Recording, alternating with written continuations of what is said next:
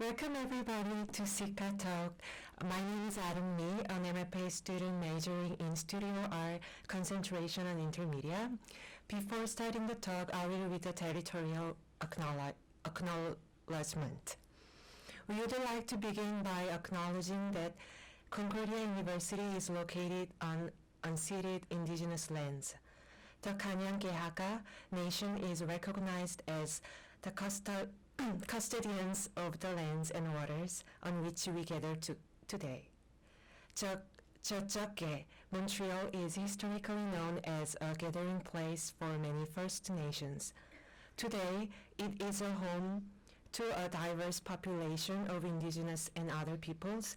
We respect the continued connections with the past, present, and future in our ongoing relationship with Indigenous and other peoples within the Montreal community.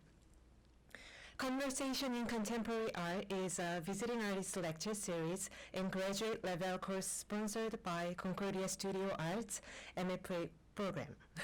Sika provides a unique opportunity to hear distinguished artists, critics, writers, and curators from the Canadian and international community speak about their practices.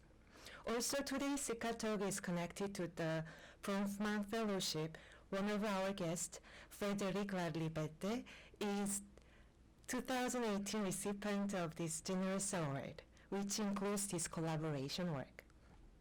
Petria will explain today's talk more deeply. Thank you.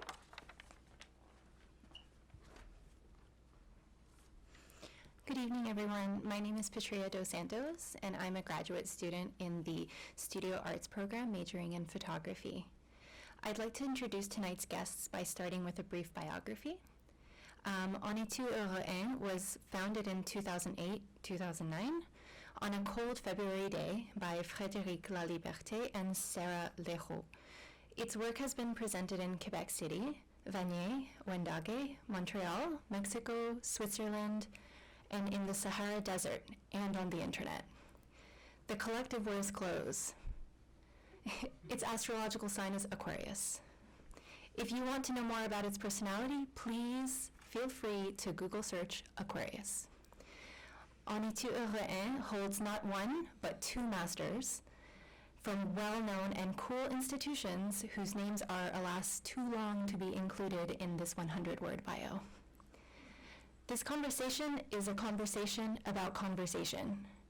On Etu Heureux is the victim of a fatal attraction for adventurous enterprises. Risky, dangerous, and even impossible, some witnesses would have said. This tendency leads the collective through an irreverent but insightful practice that could not be identified, explained, or documented without recourse to absurd strategies. Exploring the connections between reality and trickery, between a factual event and its fiction, On Etu Heureux likes to simulate and extrapolate what is and what could have been. The collective tends to be involved in a never-ending problematic, which turns out to be the very sense of its practice, and which must be kept secret at all costs. Tonight's talk will go for until about 7 p.m., and then we will open up the floor to discussion and conversation, yes, but also questions until about 7:30 p.m. We will be recording tonight's talk, and it will be made available on the Sika YouTube page. It also archives all of our past talks, so if you're interested in what you hear tonight, please feel free to go onto the YouTube page and see any of the other talks from before. So without further ado, let's welcome our guests tonight.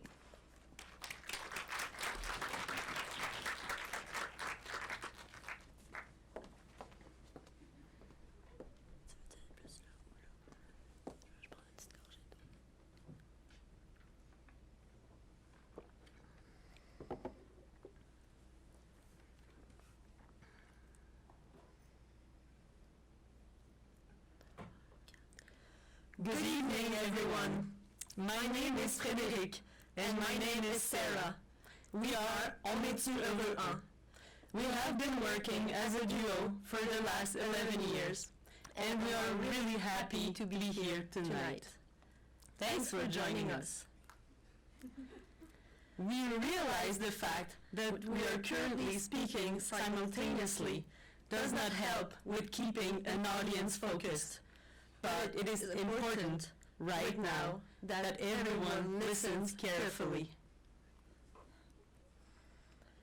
This conversation is a conversation about conversation. The word conversation here has three meanings. This conversation means this conference or this talk, this moment that we take to discuss something with you. Is a conversation, is the dialogue we are having together, you and I, to investigate the third conversation, which is, as a process, crucial to the way we work together as a duo.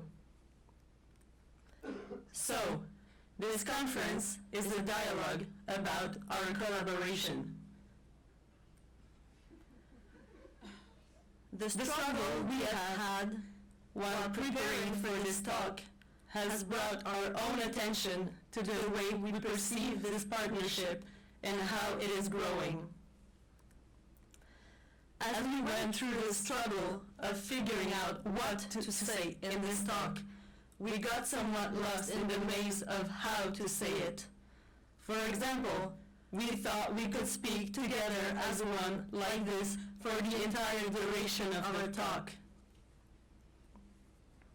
But we decided to spare you from this unnecessary suffering. How to get the audience to understand the very meaning of our practice? Should we show a diagram?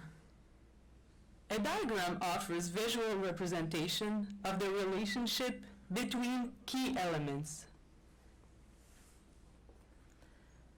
Should we implicate the audience in a semi-random interactive conversation in which we will have a good friend of ours in the entrance greeting everybody with little pieces of paper with parts of a conversation that is yet to be written, and this person would also have masks of our faces, so everybody could sort of like play the role of either Sarah or Fred, and they could just have a conversation together. Very simply. Should we theorize on the concept of conversation?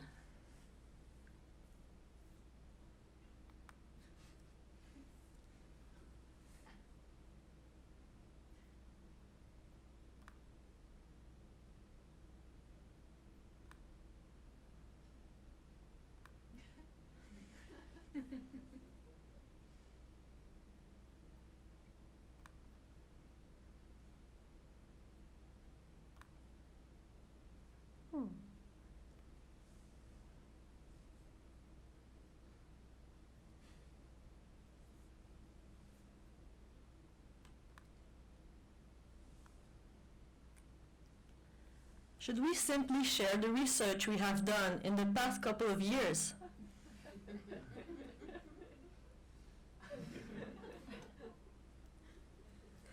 Should we go just hardcore meta and present a pre-recorded version of this conference on the screen and stage a conversation between us in real life with the representation of us on screen?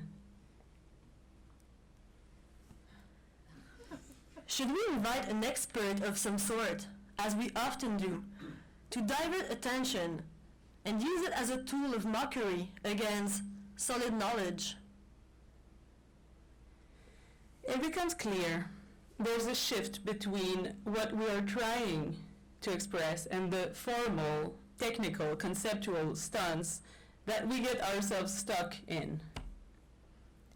And still, who has a clue about the actual content of this talk? We had a very, very, very long conversation about what to say in a conversation that is a conversation about conversation, and nothing valuable came up. So we had no other choice than turning to what science calls pseudoscience, the occult forces.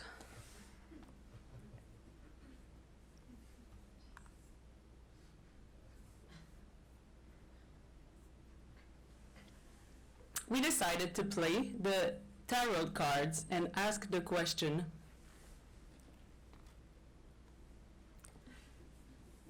what is the content of our Sika talk? And the tarot answered.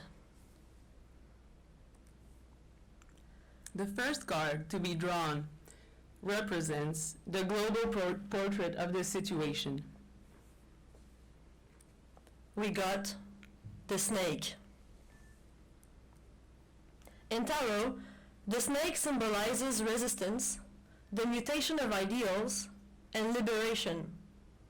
How does this relate to our situation?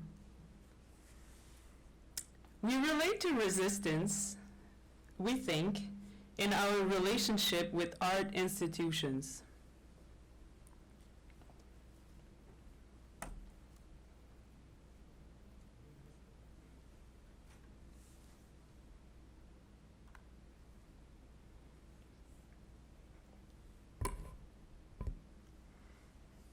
Relationships. Yeah. All right. A good example of that relationship that we have with our institution is a project that is called Notre Dossier Annuel, which we started in 2010. In a quite naive way, we were back then finishing in art school. Are you able to zoom? No, I'm not. Hold on. We I can- know why. Now you can. All right. Aha!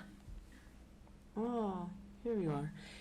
So yeah, we just finished art school, and we just thought, oh, we should just send applications to do art stuff, like what's expected. So we did that. We sent an application, and then we received a refusal letter. And then the year after, we sent another application. Actually, we sent the same application in another center. And we also received a refusal letter that second time as well. Yeah. And then, I don't know why, but what happened in 2012, but whatever. We didn't send it. We don't know what happened. And then we decided to send the same application again in 2013. And the I mean, first center. we had the application, so we felt like, why not just send it? Yeah. But we kept sending it to the same artist-run center all the time. So in 2010, in 2011 it was a different one. 2012, as we said, we don't know what happened. And then progressively, we continued every year to send this application. The application in this timeline is symbolized by this folder, as we all know. And yeah, we just decided to send it to actually lose our own time, to make them lose their time, and to actually have a little bit of fun. So we always, every year, received a refusal letter, and we were always really excited about receiving it. And it became a bit of a epistolary relationship that we had with the jury of that artist-run center. And we would adapt our letter of application every year, like, oh, we're striking again, and I hope you're having a good day today. And it just started to be funnier than the usual application sending and refusal that we've got usually. And then at some point in 2014, I think. According to the timeline, Yeah. appears to be. We decided to perform this application. So in a performance, we presented this application as well, we explained the project we were about to present in this fictional place. And what is... Oh. Ah, yeah. That's another image of this same performance. So everybody could sort of picture the quality of the work here. that was being proposed all the time. Mm-hmm. And what became really funny is that a little bit later, after we did this performance, a friend of ours referred to that project, but not the performance. He referred to the actual exhibition that was the topic gallery of the proposal, as if it had taken place. So he spoke about this exhibition as if he had visited it for real. But the only thing he saw was this performance talking about this The application, actually. So, in a way, resistance brought us to an attitude of playfulness and self-determination, because doing this project, we sort of went against the weighting that this protocol of sending application and receiving refusal letters sort of creates. And it was a bit of a commentary on how docile artists are sort of becoming in that protocol, because they're waiting for permission to do something.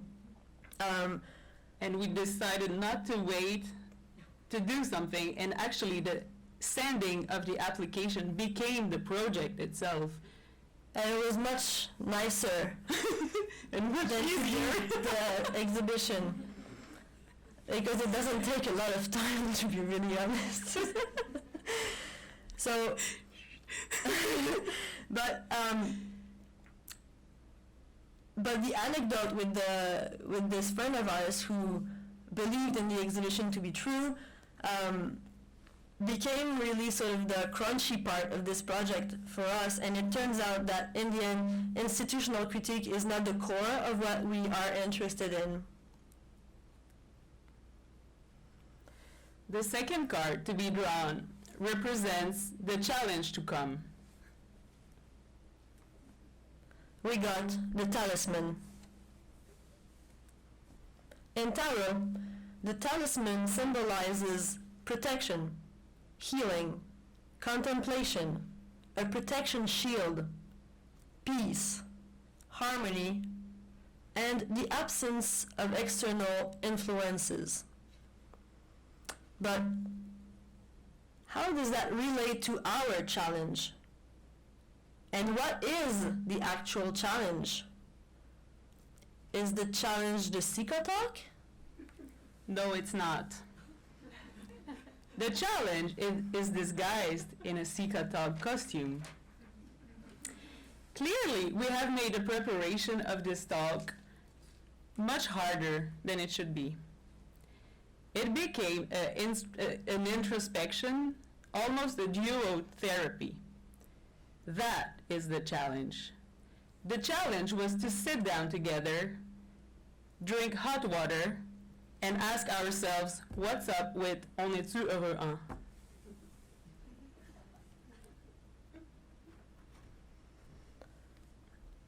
Oh, we have to go back to the timeline. Hold on.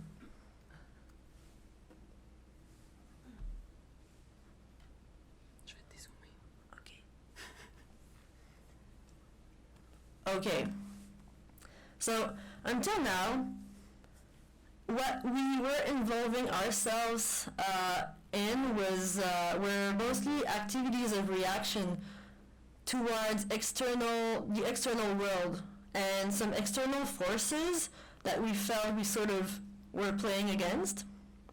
And some of these external forces were sometimes completely made up by ourselves. For example, it has occurred that we wrote refusal letters to ourselves. We signed them by the name of institutions which we never in fact solicited for nothing. We didn't even apply for anything. We just wrote directly ourselves letter of refusals. It was actually much easier. And the most reoccurring of those external forces is something else, is the problems that we got with documentation of our work. We got, at the beginning of our practice, we used to do projects like, a performance, for example, in an art center, and there was always those kind of problems with, the camera battery, the memory card would crash, or something would always happen, and we would always end up with no proof of what we did. And it became really kind of a problem. Almost a curse. Mm-hmm. And this explains a bit why our timeline appears to be a little bit empty in that area there. At that time, though, instead of being victims of this curse, we turned it into a conceptual pattern in which we started to scramble up projects and their documentation.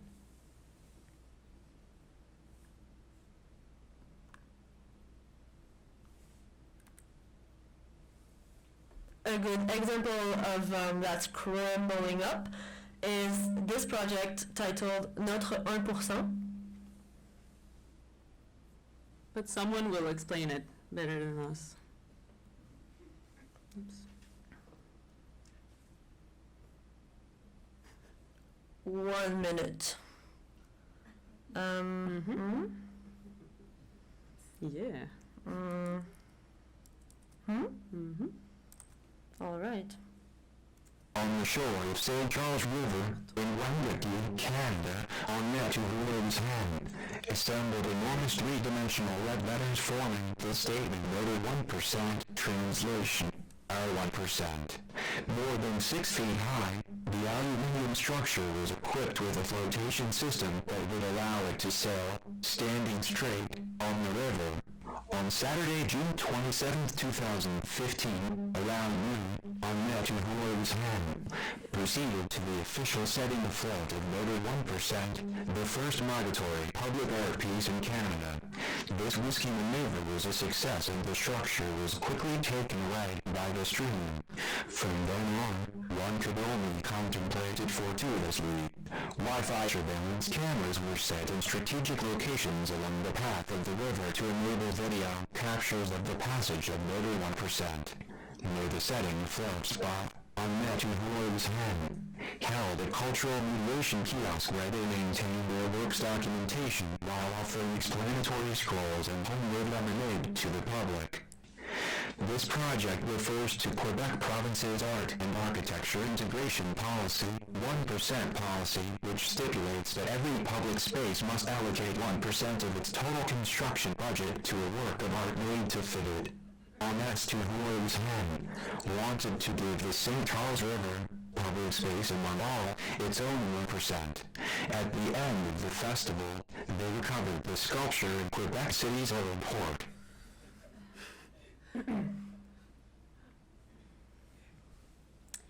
So, at that time we figured, what's the point of making projects if anyway we're not able to document them properly? This is why we started to fabricate the documentation of projects we did not do for real. Documentation of fake projects became actually the project. These big red letters never floated anywhere else than in passers-by's imagination. For those of you who hear about our work for the first time tonight, this revelation may not seem like a big deal, but for years we pretended we actually did these projects and sort of committed to a vow to never admit the truth.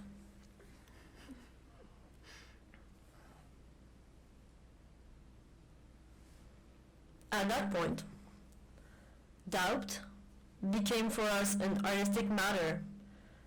The storytelling of a project and the doubt it was able to create among the public was more important to us than the question of whether or not the project itself had material existence. Now, part of our challenge, perhaps, is to quit reacting to external forces and to be the initiators of our own ideas.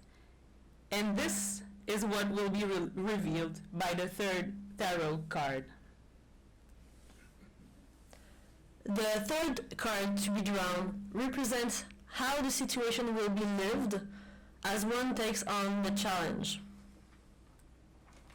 We got the labyrinth.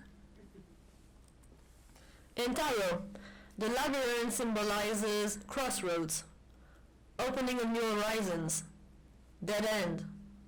Follow the road, you will find the way out, new ways, new possibilities. Whatever the choice, act. How does this relate to us?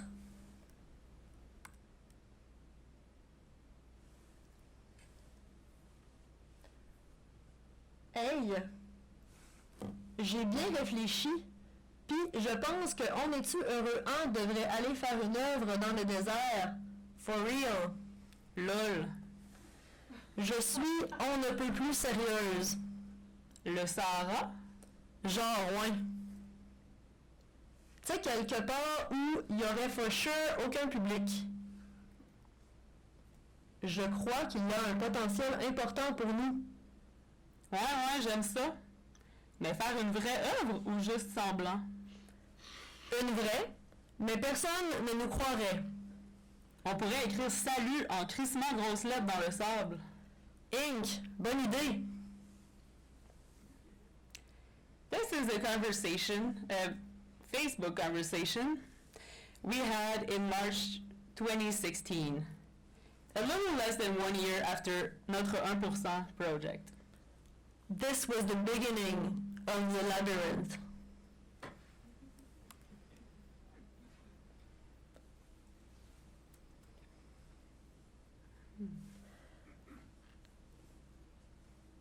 It is important to mention at that point, we can mention it at this point, that at that point, Sarah was in the process of moving to Switzerland, where she lived between 2016 and 2019, as I stayed in Montreal.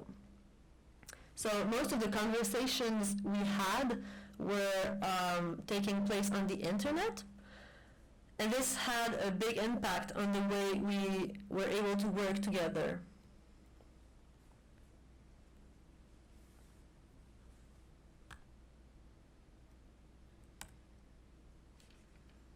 To continue in the labyrinth, we asked ourselves, if the material existence of an art project is not what is at stake for us, what happens when we switch this idea the other way around?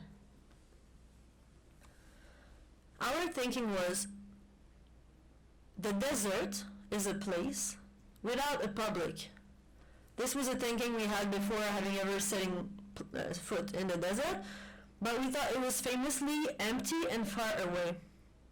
We thought, if you place an artwork there, it will have no public. What is the effect of this absence of public for the existence of the artwork? In other words, what difference does it make if the artwork is physically somewhere, but still only available to a public through documentation and storytelling channels? What does it change if we do it for real?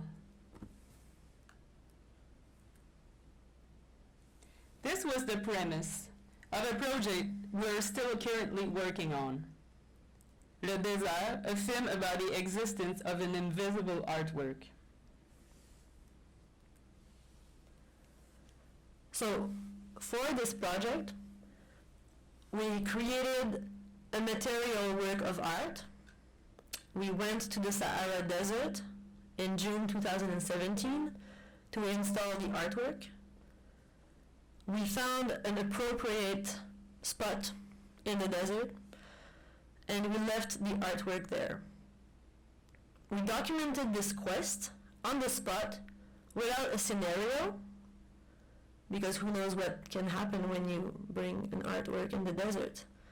And we are currently working on a film that reports that story.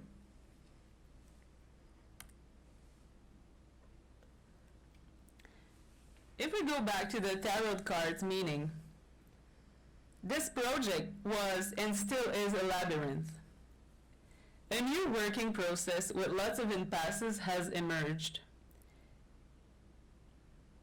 It involves trust to find a way in this theoretical and logistical maze, and trust to put ourselves in the heart of an experiment of which we don't know the outcome.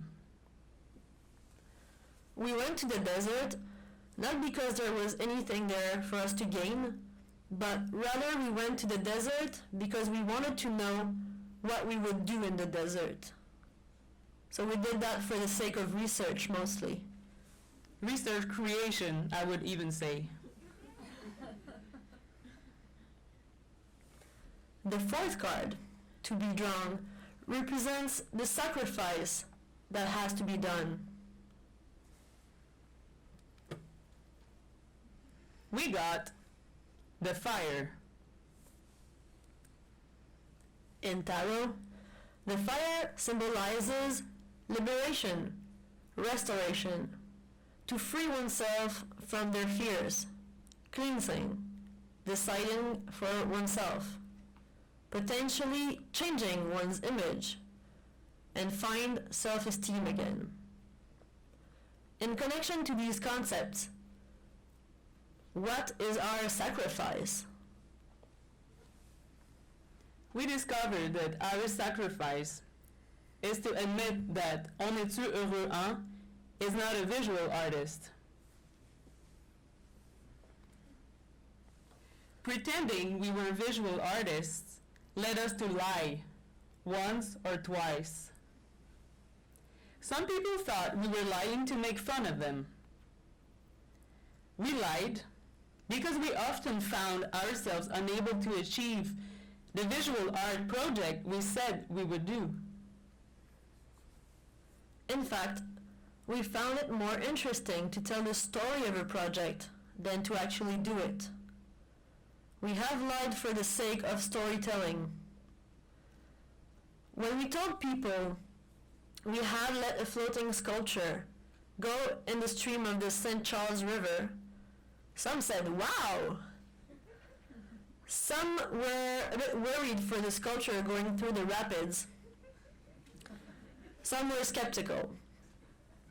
Some went from believing in that project being true to feeling insulted as they became convinced that it was fake.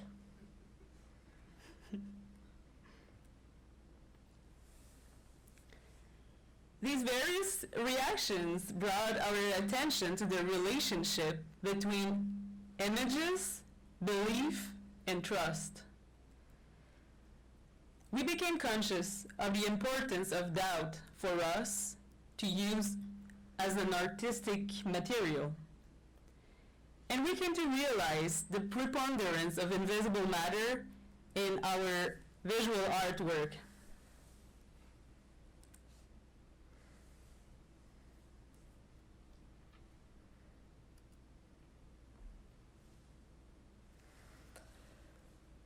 This brings us again to documentation. In contemporary art, documentation is the proof of the existence of your work. One of the first problems we encountered as we prepared for this SICA talk was our lack of proper documentation. What is our relevance to be here and talk about what we did as visual artists if we don't have any image of our work as visual artists to show you?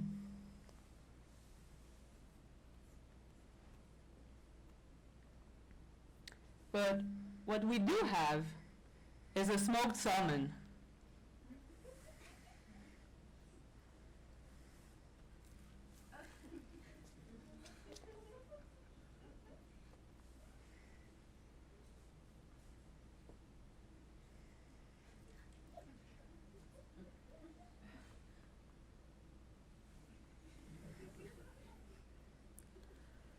Apart from the object we have made and installed in the Sahara Desert, this smoked salmon is the only object we have ever made. We made this smoked salmon 10 years ago, back when we still thought we were visual artists.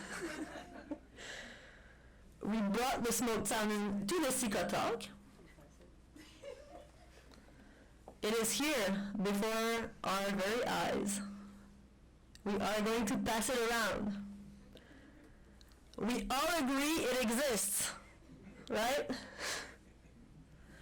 However, we could have left the smoked salmon home and you will not see it. Still, it will exist. The smoked salmon existed before you all saw it and were aware of its existence.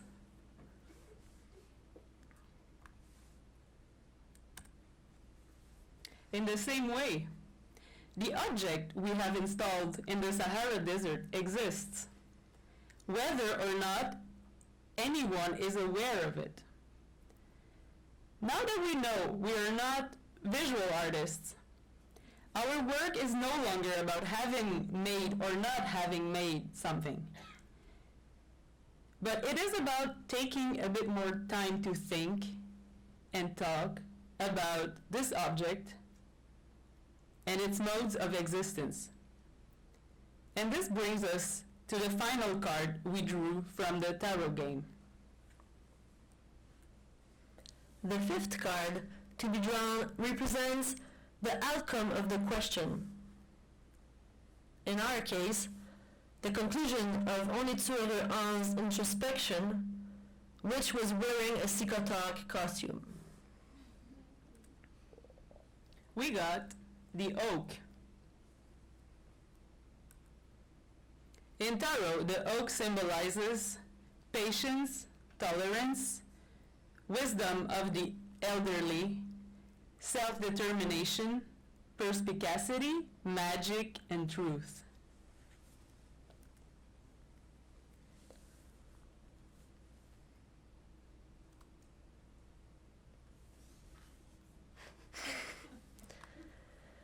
Since we came back from the desert, we have been assembling the recorded material we brought back from this adventure into a short film that tells the story of this invisible artwork.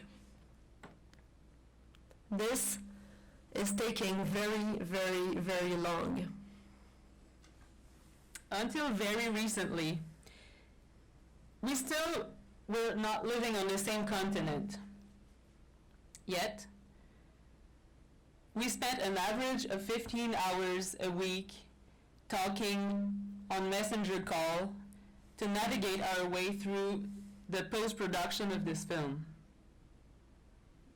Now I'm back from Europe and we live literally next door to each other. We still bigger. We still hold on. We still have a lot to do before this film can be released. But we start to see the light at the end of the tunnel.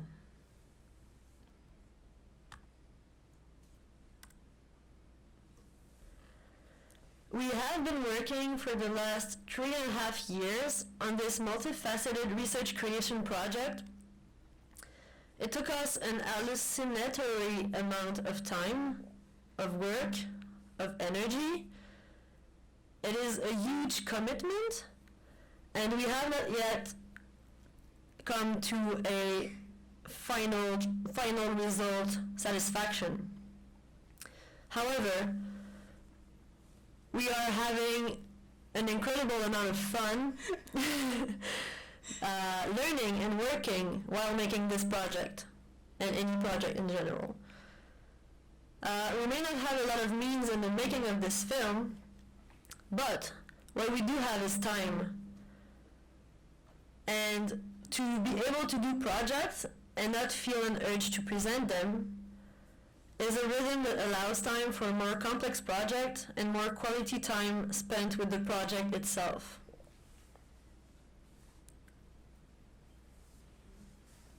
We exercise tolerance in the face of not having control or a clear idea of the outcome of the project.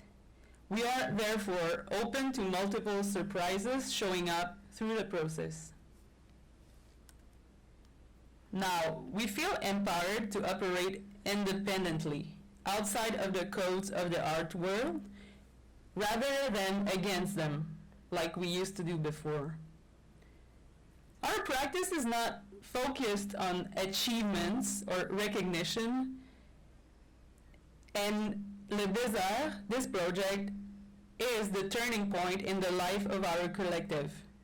This is where we officially grew up.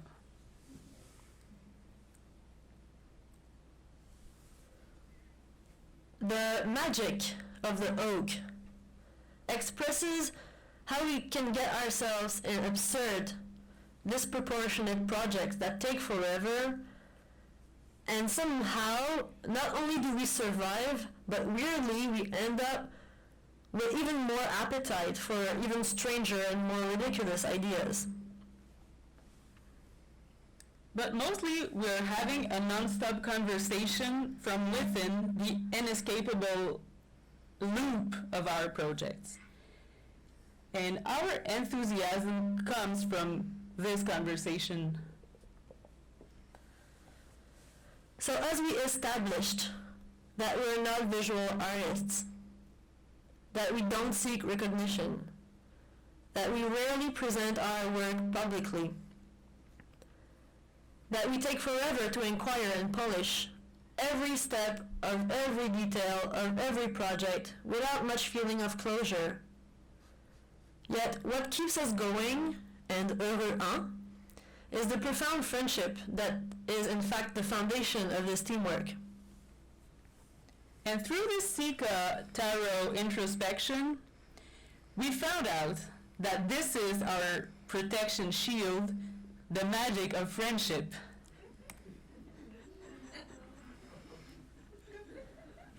Look at that! This long-term friendship enables a deep mutual understanding in which a brain, which is not mine and which is not yours, but which belongs to only two heureux un, sorts of flowers above our heads. The cultivation of this super special extra external brain that we share turns every simple task into an adventure, like this Sika talk. This brain brings us to the trouble, and then our friendship shield keeps us from Keeps us protected from all this chaos that that we created for ourselves. Yeah. So, what is the content of our Sika talk? Well, for our part, we're done thinking about that. We have revealed a lot tonight. We came clean. We told the truth. For those of you whose craving for truth has not been entirely satisfied, we invite you to come see our film, Le Désert, very soon. Thanks. Good night.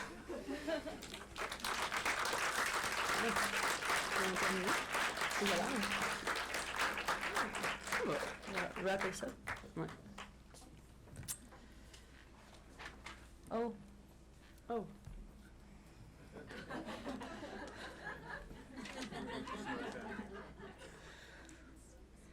On va dire ça.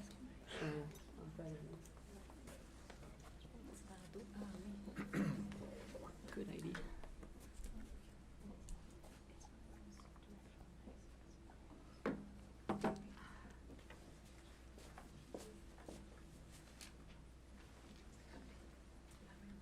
Hi. Thank you guys so much for that. It was very informative. I hope so. My name is April White. I'm an MFA student in the print media department. My name is Jonathan, and I'm an MFA student in the intermedia department in studio arts. And we're going to host our after artist talk discussion. So there are going to be roaming mics. Well, one roaming mic that's over there with Maya, and Jonathan and I will jump in with questions to get the ball rolling. And I've got one right off the bat, if that's okay with everyone. So my question for you is, if you were to break your art practice up into ingredients, what would the recipe be? Ooh. Wow. The ingredients or the recipe? The recipe. Oh yeah, why not? Okay. Ooh. Woo. Can we? Okay. We need to. Smoked salmon. Yeah, definitely smoked salmon first. So what you need to do is to you need to find a salmon. So you need to go to an unexplored river. To catch it, and then You bring Boris yeah, because he's got experience. yeah, good fisherman, and then you can you smoke it, and then that's it. You need the fire, but yeah, the fire. I think we can try to answer this properly, maybe. What do you think? Be my guest. I think the word absurd is something I heard a couple of times, but it's not only absurd. I think it's a very seriousness, if it's that is it a word? Yeah, a very seriousness about absurd, and teamwork, as we said, and very how can I say, inefficient team, like no, good teamwork, Yes. but not. We're not efficient. No. Efficiency would not be part of the recipe. No, you don't need It that. would take very long, actually. Yeah. So maybe complication. Complication, yeah, Yeah. is a good way. Yeah. It would probably be something like fermented that has every chance Yeah. to, just a bubble out And you of need the to put container. it somewhere in a cupboard for like 2 weeks and sort of wait. Yeah. Yeah. Yeah, something fermented. Bubbles and forgetting, like having, very intense moments of work, followed by very long moments of Not work. nothing happens, and then you find it a few months later, and In your like, cupboard, and you're like, oh, okay, it's still bubbling. "Can you work with that?" Yeah. That's the answer. Thank you. Right.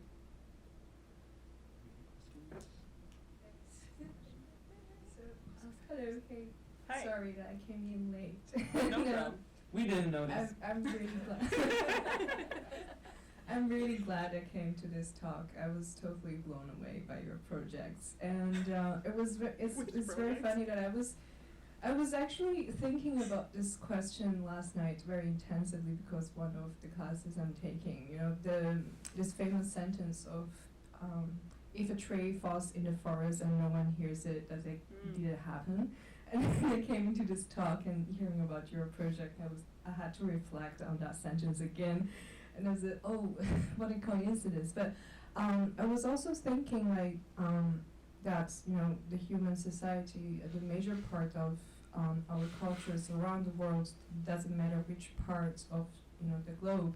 I think, you know, human society is built upon intersubjective imaginations. Like, for example, a lot of concepts that we take for granted or we think that it really exists actually only exists in our imagination. For example, politics, nationality, whatever, a lot of things, you know, history, and so I don't know, it's just, I felt so excited at this moment. I feel like what you're doing is almost like an abstraction of, or a concentration of all of, I'm losing my track. We understand. So, what I was, it's interesting that you keep saying that you're not a visual artist, but you actually provide, in my humble opinion, you provide, visual images that's unique to everyone, because we all have to imagine, or we all have to give your work a visual definition ourselves instead of you giving us. And actually, you know, I don't know what it is to be an artist, and you know, that's exactly what it is. So, yeah, and I was going to ask a question, but actually I'm just saying my own opinion about your work. And that's all right, yeah. I guess, yeah, that's it. I will move to the next person. No, I think it's well, thanks for sharing this. I think it's great to have a feedback from this, and I think it is a very complicated question. I don't know how to answer this either. Like, are we visual artists? I think we came to this idea of not being actual visual artists because we've done 2 pieces of visual art in our practice in 11 years. So, but we've done a lot of like shaky Photoshop documents or a lot of fake letters and a lot of I think it doesn't matter actually what we are, or I think it might not matter that much. I think it might just be it seems that we're maybe probably a lot more interested in the visual realm, more interested about the things that we don't see.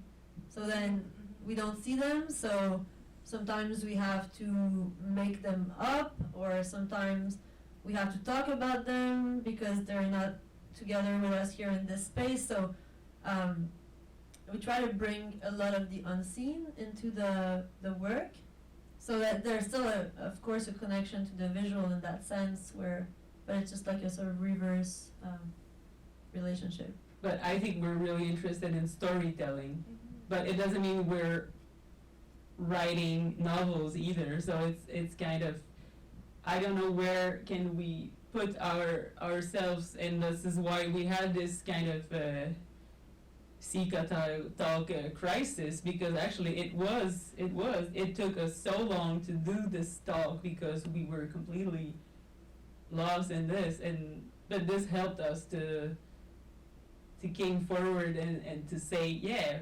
whatever, we're not this, and it doesn't matter, and just tell the truth for once.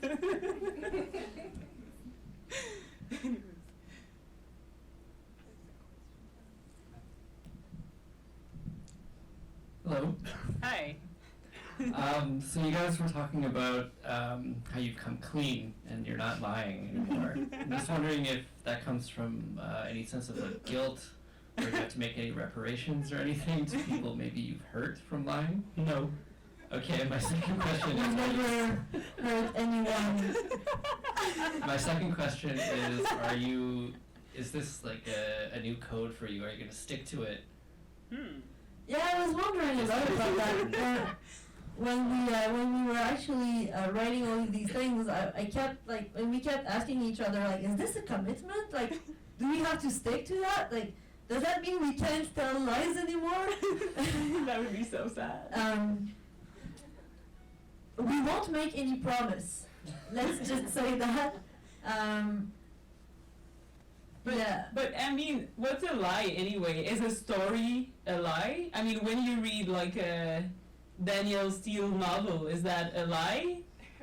Is it just a fiction? I think we're interested in fictional things.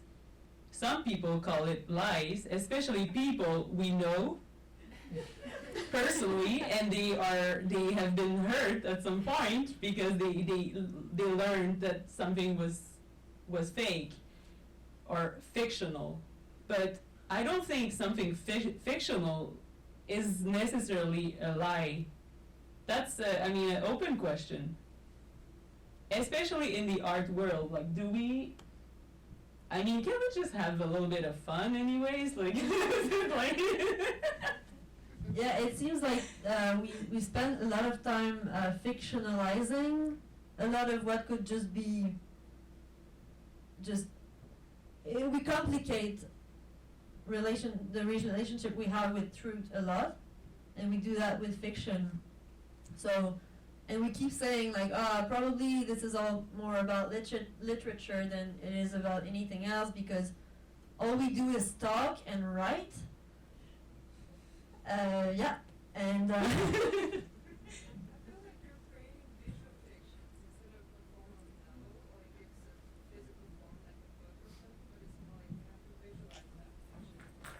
yeah. Could you hear what now? Yes, yes. Did you hear it? Or do you want to repeat it? Do you want to repeat it, maybe? For the others, I think. If I may. So yeah, I was saying that I feel like they're creating visual fictions instead of a physical, instead of giving this fiction a physical form. So their whole thing is more about abstractions and anything around it, and it's very, very playful. And also, at least it makes me ask a lot of questions about things that we see around us, and that things that we think is real. We think that exists, but actually does really exist. But what's the point of even knowing if it really exists or not? So yeah, I don't want to get too far in this. So I'll stop for real now. More questions? We got one over here. I'll make my way.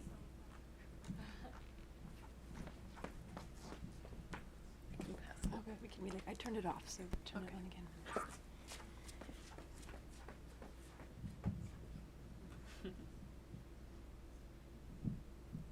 hello. Well, Hi. I was really deeply impacted by the part where you were talking about made-up external forces and the rejection letter that you wrote to yourselves. I feel like that was a very beautiful metaphor for like a lot of existing in the like traditional art world, and trying to navigate one's path within that. Are there any other instances of invented external forces that you dealt with in other ways? Good question.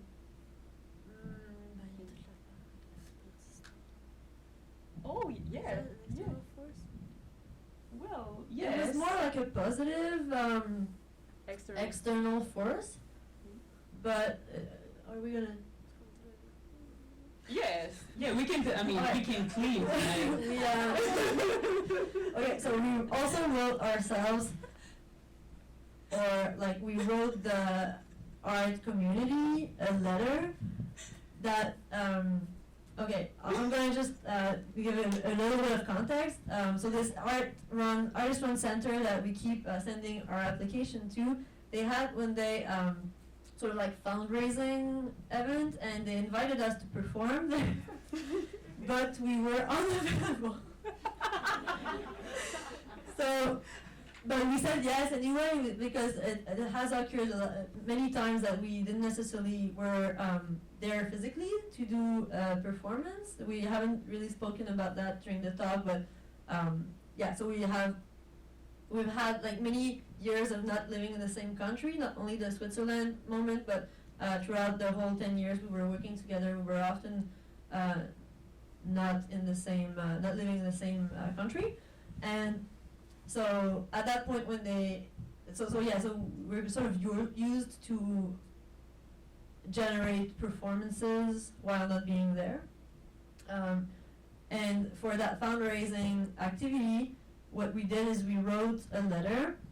The letter was signed by the Artist Run Center.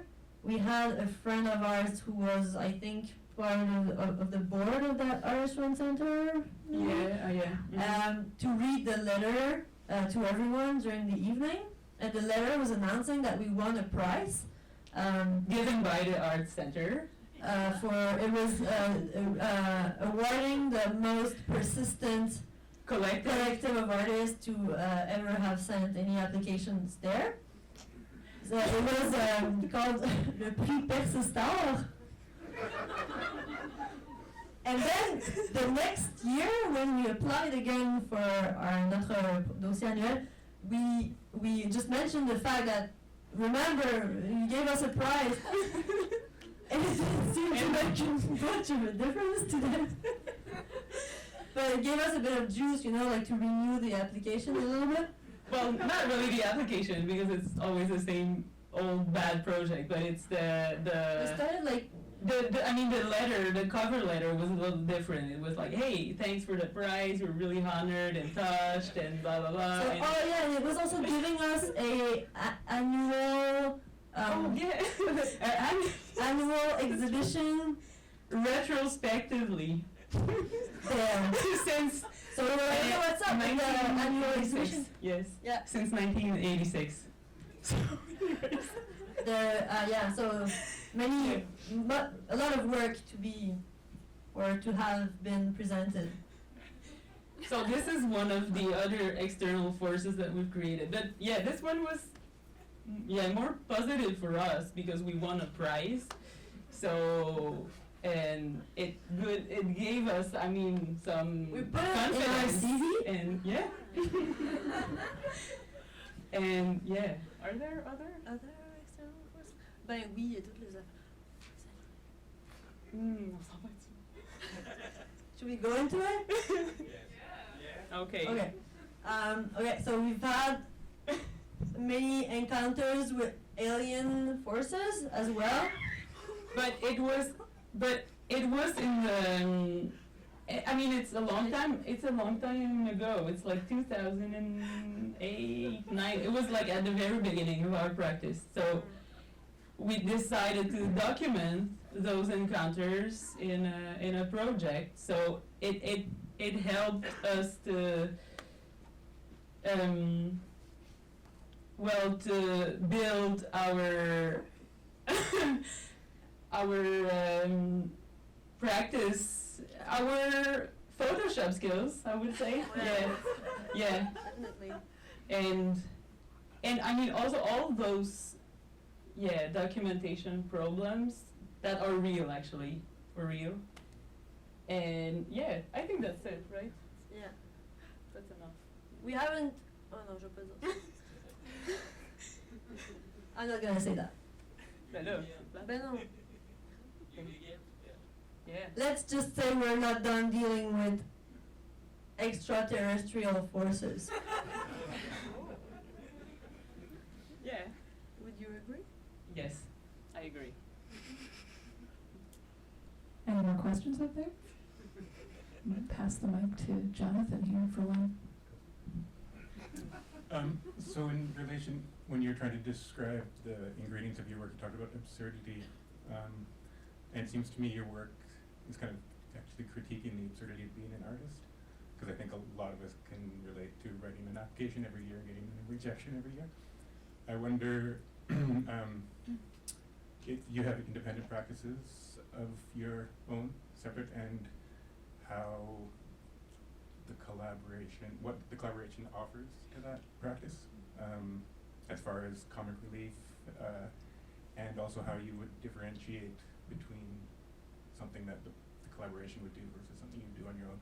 I saw in the Facebook conversation that you proposed the desert idea.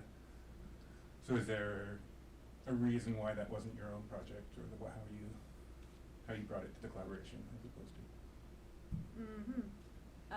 Yeah, the answer is yes. We will have solo practice next to the only to practice.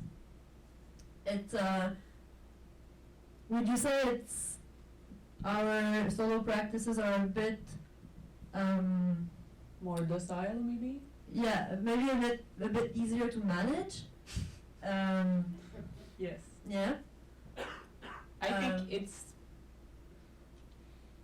what we do and both of us work with also different collectives as well, and I think this reality is different in every collective. And our solo practice, I think we do different things. We don't have the same preoccupations or the same, and I mean, yes, we're a little bit, I think, yes, we are a bit critique about this kind of waiting situation that a lot of artists are in, waiting to be chosen by a curator, waiting to have a yes from a gallery, art center, all those things. But at the same time, we're not in institutional critique either.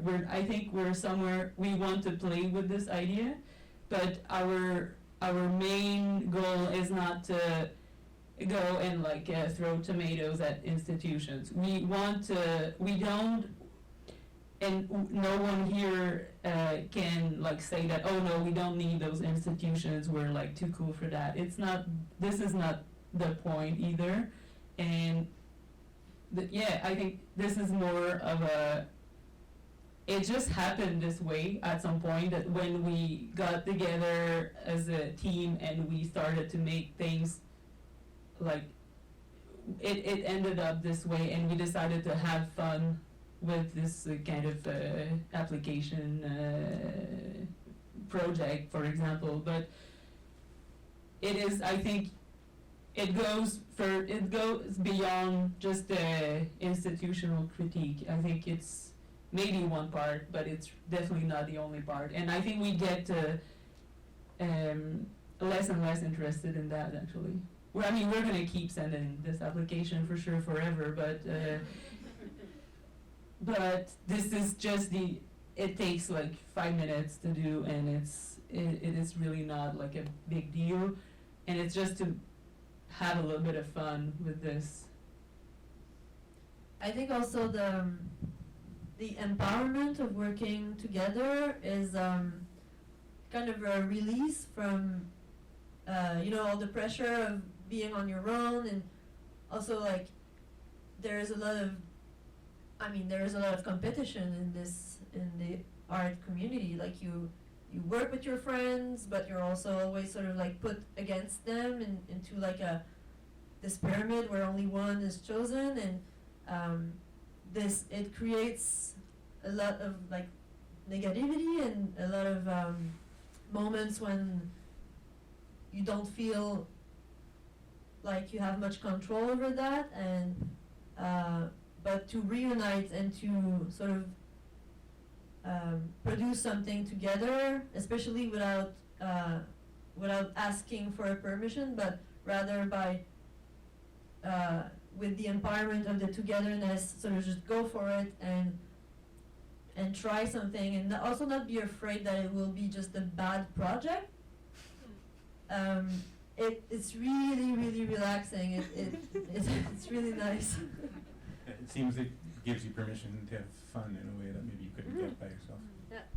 But I think there's really something, it's something different, but something about giving yourself the permission to do stuff, no matter if you know the outcome of the project. I think this is really something that is important in our practice, and it's also something that inspires me sometimes in my solo practice, but I feel it's harder to have this guts to do stuff like that when you're alone.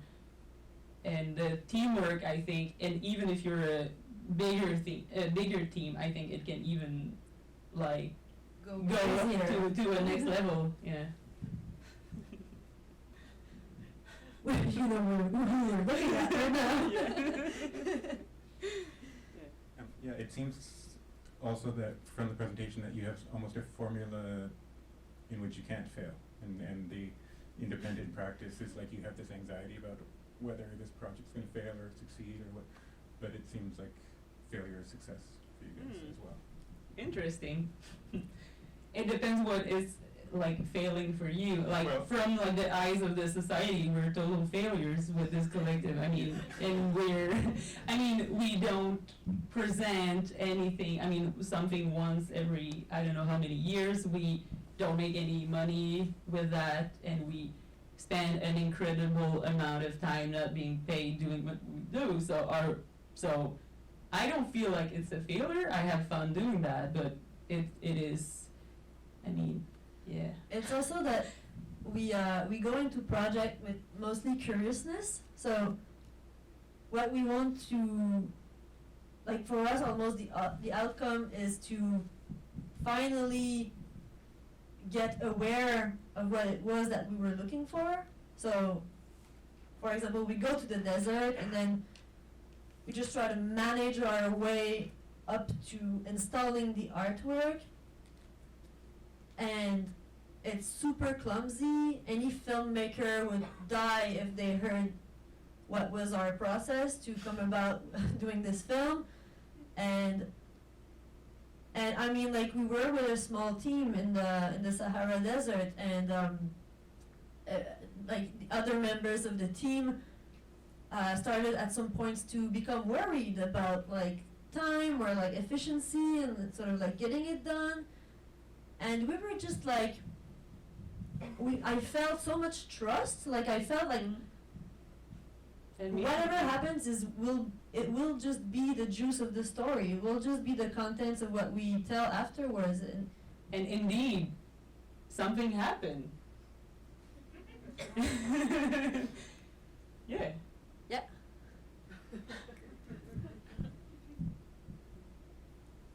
Questions? Okay, I've got one. Okay, so you're welcome to, I won't be offended if you lie to me or create a fiction about this, and I also welcome the truth. We only lie for the sake of storytelling. Awesome. The origin of the name of your collaboration, I'm curious about it. I'm gonna tell the truth. Yeah.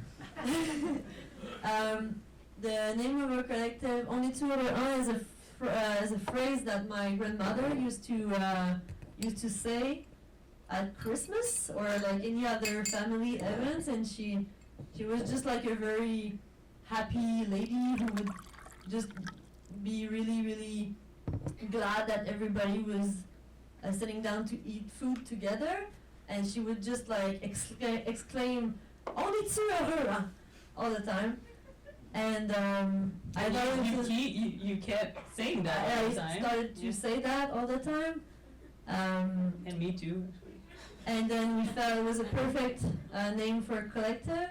It's also like, it's actually not a perfect name for a collective. It's the worst name. It has a dot at the end, you know, everybody misspells it all the time. And like try to say that in English. I mean, this poor guy, this poor electronic guy. And like there's been a lot of confusion also whether or not it's a question. Like a lot of people pronounce it like "On est heureux, hein?" And we're like, no, it's a soft affirmation. That's what it is. On est heureux, hein? Yeah. So we chose that name. Yeah. Thanks to my grandmother. When I put it into Google Translate to turn it into English, it said, "We are you, happy hen." Yeah, it's amazing. This is why you should hire a translator in general. Or not. Yeah, I asked a friend from Montreal to help. Thank you for your honest answer.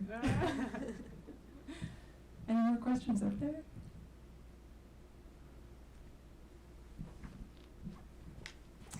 Back to there. Thank you.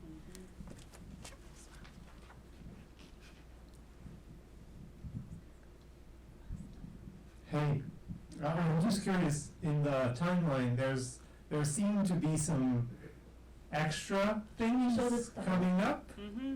I'm just curious, course. like, This is a good question. Yeah, we can explain that. I'd like to see it first, and maybe you can tell us about what's coming up for you in the Yeah. future. Click. All right, so somewhere between 2020 and 2022, this is the projection of our film Le Désert. Shortly after that, we're going to receive a prize Congratulations. for that film. Which one? We'll see. And 2031, we plan to found our own art school. With you, Boris. Yeah, by the way. Okay. Yeah. You're involved. And then this And then is unfortunately, in 2057, the humanity will shortly collapse, just a little bit before we would have celebrated our 50 years of work of anniversary. Yeah, 50. It's a real shame Yeah. because we already have our image to post on Facebook. In the same fashion as the one we did for our 10 years anniversary, which was last year or the previous. Yeah. But yeah, since humanity will collapse, there's a chance we won't be able to celebrate that 50th anniversary.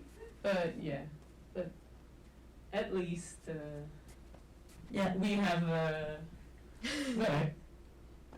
Go ahead. No, you should. no, go ahead. I had a follow-up, which is, there's it's hard to say if you're playing bad guys or good guys or women. So I'm just curious if there's a political promise in what you do in the fiction that's constructed, if you see it in relation to what's happening in the world as a kind of looking in the future and trying to build something perfect or something. Does that make sense? Yeah, we will answer that question, but can you where exactly is the perfectness? No, are you, I'm trying to ask the question of, do you see what you do as a model for society or the building of things? Good question. A model, I don't know if, well, it really depends because, a model. Okay. Yes, there is a political aspect to it all. A lot of the work that we do is metaphorical, so there's a lot of anger underneath, or things that disappoint us. Yet it comes out in a very colorful and playful aesthetic, but the choices that we make are always a reflection of the things that we critique. Yeah, our critical thinking, but if what we do is a model, probably more a metaphor. Yeah, I would say that too, I think, and I would say I think our work is political, and we used to think ourselves it wasn't, and I think we need to face it, and it's something that we faced a couple of years ago actually, that we realized that what we're working on is much more complicated than what it seems at the first sight, and I think we want to, I don't know, we want to do political stuff, but not really. Like, I think we don't necessarily want it to be seen as political stuff. Or maybe the channels of politics right now are not the ones that we believe to be efficient. But I think it is important to question many things and how, for example, we trust images in general. This is one first thing. And how as human we take the liberty to decide what exists and what doesn't. Especially when something is very small or invisible, we get to really overlook it? Yeah, and pretend something exists less if it's smaller or further away, for example, than something bigger and close. So I think we're really interested in philosophy, obviously, as well, ontology, and we have done, a lot of research, like theoretical research on those topics, both of us together and as a team and as two people. So I don't think it's like something that our work is something like a model or something. It's more we are interested in different things and we try to present them in different ways and tell stories.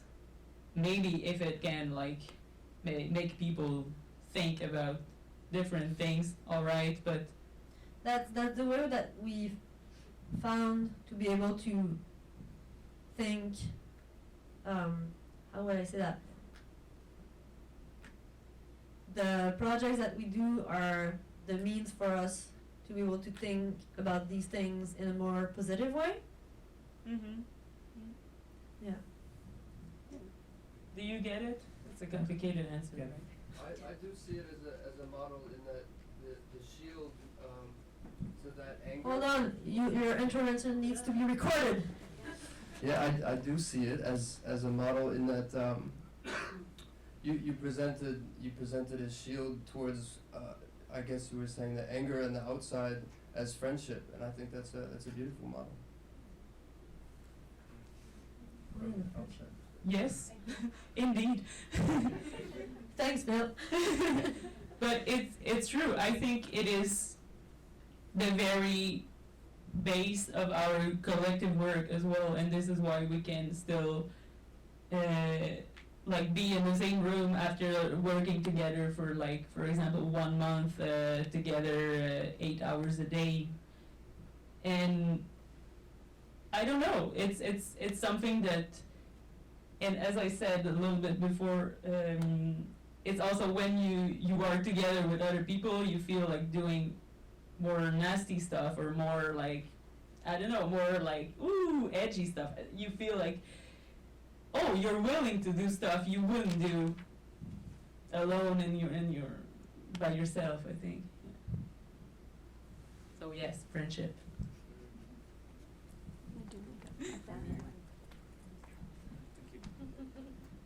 Do we maybe have time for one more question, if there is one out there?